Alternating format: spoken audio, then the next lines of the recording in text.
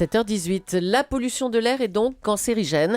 C'est la conclusion à laquelle est arrivée l'Organisation mondiale de la santé. L'annonce a été faite hier. Qu'est-ce que ça veut dire exactement ? Europe 1 vous aide à tout comprendre. Bonjour professeur David Kayat. Bonjour. Vous êtes cancérologue, alors quand l'OMS dit ça, évidemment ça nous inquiète. C'est même extrêmement angoissant de se dire que le simple fait de respirer dans la rue peut provoquer un cancer du poumon.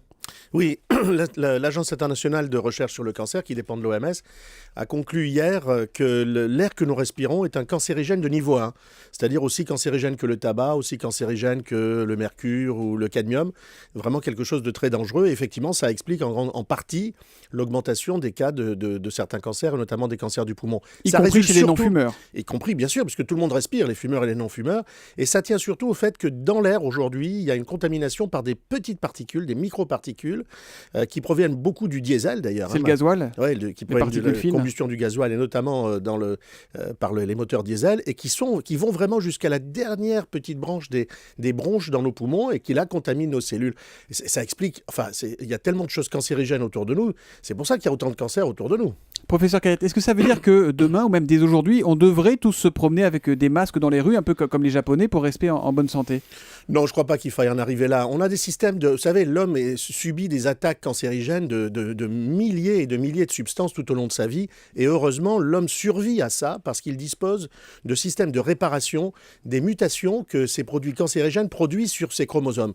Chaque fois que nous sommes en contact avec un produit cancérigène, notre ADN, nos chromosomes sont mutés, sont abîmés, sont altérés. Se modifient en quelque sorte. Et c'est à cause de ça que finalement des cellules deviennent cancéreuses. Or, nous avons des systèmes de réparation qui font que quand il y a une détection d'une mutation génétique sur un de nos chromosomes, ces systèmes de réparation arrivent et les réparent. Ce qui se passe, c'est quand il y a trop de mutations, il y a trop souvent appel au système de réparation, et à ce moment-là, parfois, il fait un mauvais travail. Et la machine devient incontrôlable. La machine s'emballe et le cancer apparaît. On a le sentiment, professeur Kayat, aujourd'hui, que quoi qu'on fasse, on risque d'attraper un cancer. Manger, respirer, boire, cuire ses aliments dans certaines casseroles, respirer des peintures, vivre en fait. Alors, quelle est la bonne attitude, le bon comportement à avoir pour ne pas déclencher, un cancer de l'angoisse ? D'abord, l'angoisse, déjà, on vient de prouver que ça ne donnait pas le cancer. Une très belle étude de l'INSERM qui est sortie il y a quelques semaines.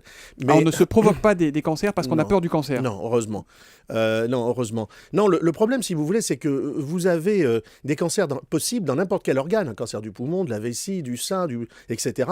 Et que ces cancers, vous avez une susceptibilité individuelle à chaque type de cancer. Par exemple, il n'y a qu'un fumeur sur 6 qui va développer un cancer du poumon. Il y en a 5 sur 6 qui, à la limite, pourraient fumer tranquillement du point de vue du cancer. C'est pas bon pour le cœur et le reste. Donc, on n'a pas tous les mêmes susceptibilités, ce qui veut dire qu'on ne va pas pouvoir dire qu'il y a un mode de vie qui va être parfait pour tout le monde. Ça sera un mode de vie parfait pour certaines personnes, les hommes ou les femmes, les jeunes ou les vieux, les blancs ou les noirs, etc. On n'a pas tous les mêmes facteurs de risque et donc on n'a pas tous besoin des mêmes choses. Quand on regarde froidement les chiffres, est-ce qu'on se dit, professeur Kayat, que ça s'aggrave, qu'il y en a vraiment plus des cancers ou c'est simplement qu'aujourd'hui on sait mieux les détecter, on sait mieux mettre un nom sur des maladies ? Non, bien sûr qu'on sait mieux diagnostiquer, ça explique peut-être 10 ou 15% de l'augmentation du nombre de cancers auxquels nous sommes confrontés, mais globalement le nombre de cancers dans le monde et en France double tous les 20 ans et ça résulte d'abord et avant tout du vieillissement de la population. Vous savez, chaque jour de votre vie, vous devez fabriquer 70 millions de nouvelles cellules pour remplacer celles que vous avez perdues la veille, qui ont vieilli, qui sont mortes. Imaginez que plus il y a de jours dans votre vie, plus il y a de risques qu'un jour vous en fassiez une pas bonne. 30% de l'augmentation, c'est dû au vieillissement, le nombre de jours dans la vie.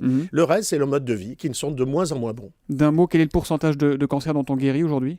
À peu près 60-65%. Mais c'est très variable d'un cancer à l'autre. Bon, on finira donc avec cette touche d'espoir néanmoins. Merci beaucoup, professeur Kayat, d'être venu nous expliquer tout ça et nous aider à relativiser tout ça ce matin sur Europe 1. Europe 1, il est 7h22.